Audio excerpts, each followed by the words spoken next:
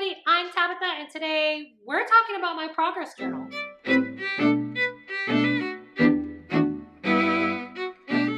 So this topic actually comes from social media. So thank you to everybody who follows me on all the different social media channels. I will say that for the most pictures of the inside of this progress journal, you want to make sure you're following me probably on Instagram, because that's where I show those the most.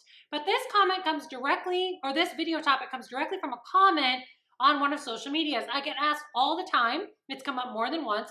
People have asked me, how do you make your little progress journal? What's actually in it? What do the boxes mean? What does it look like? So today we're going to break down all of that and explain as much of it to you as I possibly can. Ready? Let's go. So when it comes to progress journals, I really hesitated to make this video, even though the first time I was asked about it was a long time ago, because I don't want to make it seem like I'm an expert or that there's only one way to do it. But today, this month, February, marks a year that I've been making these progress journals, and I've sort of figured out what works for me and what doesn't. So I guess I'm as close to an expert on talking about them as I can. Today, I'm just going to talk about what works for me. And I will tell you that what works for me might not work for you. Progress journals, you need to be willing to change them up and make them work for what you're doing. I'm just going to show you what I do in mine and let you go from there. Feel free to borrow anything that you want. So in 2021, I'm trying something new, and that is the 2021 Book of the Year book bracket, which you might have seen on my social media. So it starts off with 12 boxes that give me 12 spots to put the book of the month for each month. So like for January, you can see that it was Brave New World, and I wrote some other details about that book in the box. Not that I think I'm going to forget, but just in case, that it was written by Aldous Huxley, that it's a science fiction, it was written for adults, and it came out in 1932. So I'm just going to put things in the box that remind me about that book, not that I think I'm going to forget. Then you can see that on the actual bracket, January will face off against month 7, so July. Whatever is the winner for that will go onto that blue line, where it will face off for the winner from the February August matchup. So that's sort of how that works. And we'll keep narrowing it down, just like sports brackets do, until I can name the book that I think was the 2021 Book of the Year. So I was kind of excited to do that. It's an idea I've seen other people do on Instagram, but you know, that's how it looks in my journal and how I'm tracking that this year. So speaking of books, there's something else new that I wanted to track in 2021 that I was inspired to do because I saw some similar ideas floating around on Pinterest or on Instagram. And this is the 2021 books that I want to read. So you all know that I want to read like 104 books this year, and that it's just going to be a lot of reading. But there were some titles that I knew I was absolutely going to get to in 2021, either because I have an advanced reader copy and it comes out this year, or because I had promised I was going to review it, or because it's just a book that I know I can't wait for anymore. I've had it for too long and I have to read it. So those books ended up on the 2021 Books to Read graphic. Now, I should say this is the only graphic that I use in my journal that I didn't make myself.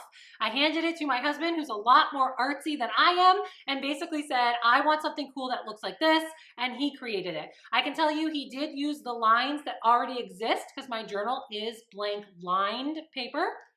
So he used the lines that already existed. He did use a ruler to try to make sure things were straight and angles were straight, but in my opinion, it came out absolutely beautiful. And I did leave a blank page right next to it in case I love it so much that I need one after I fill up this one. Yeah.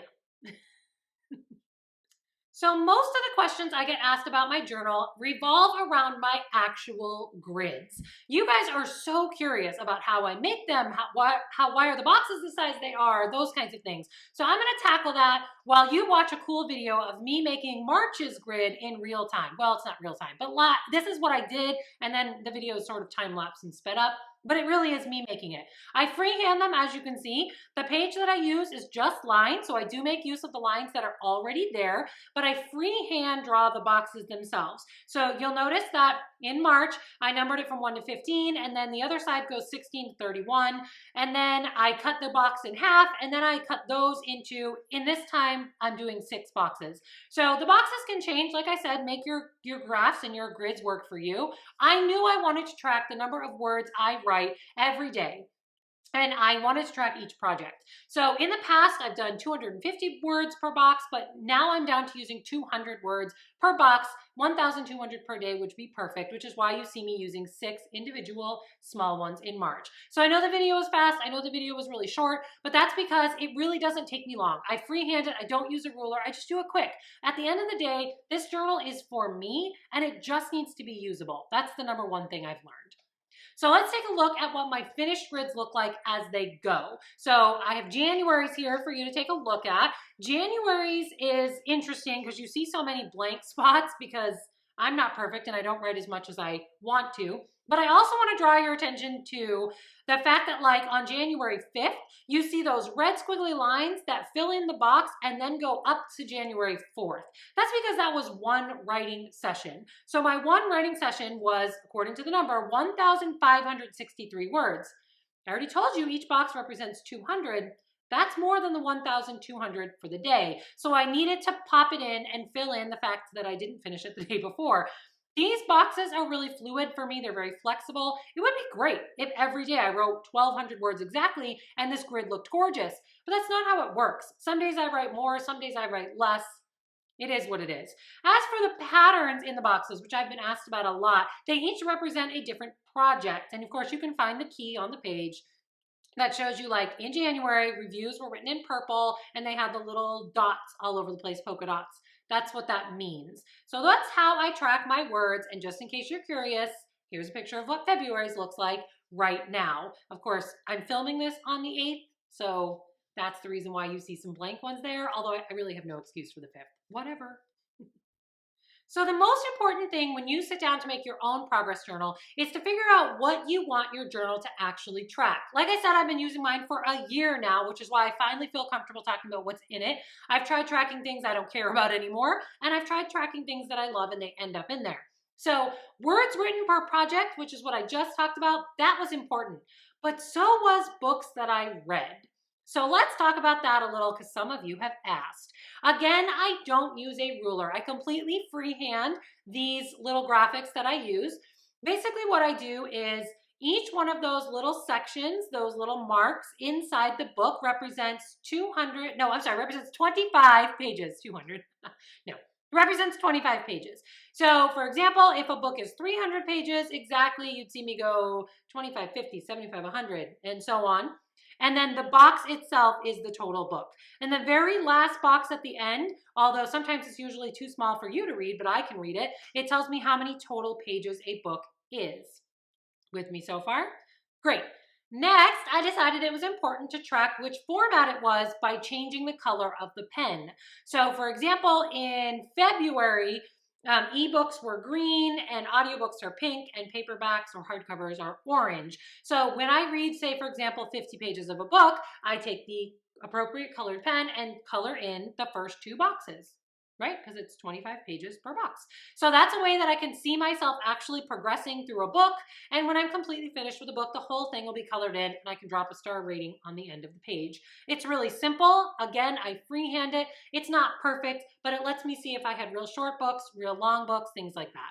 It happens sometimes, nothing is perfect, that things don't quite work out the way you ever planned. So for example, in January, you can see I didn't actually finish the stand. It's 1,172 pages, in case you're curious. So you can see how much I did finish because it's colored pink, and then you see that it has a note saying I carried it over to February.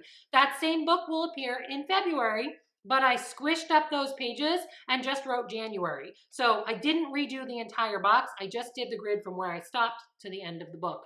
It works for me. Make the journal work for you. That's my biggest piece of advice.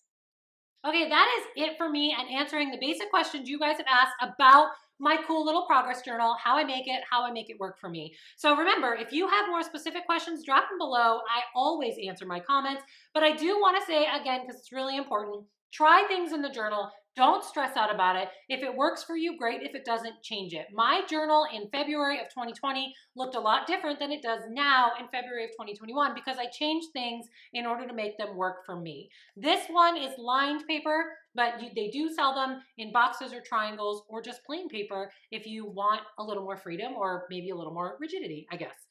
Anyway, that's it for me and my journal. Thank you for being here. Drop a comment to let me know you're still here. Hit subscribe, tap that little bell so you know when I'm back. Keep plotting the path to your own dreams, and I will see you next time. Bye.